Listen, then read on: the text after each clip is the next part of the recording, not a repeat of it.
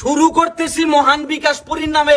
এই যে জায়গাটা দেখতে পাইতেছেন আপনি, 13টা গরু আছিল আমার, 13টা গরু আমি বেচটা দিয়া মানুষের হেল্প করছি। এই যে দেখেন বন্যার কি পরিমাণ পানি উঠছে, ঠিক আছে, তাড়াতাড়ি বিকাশ করেন।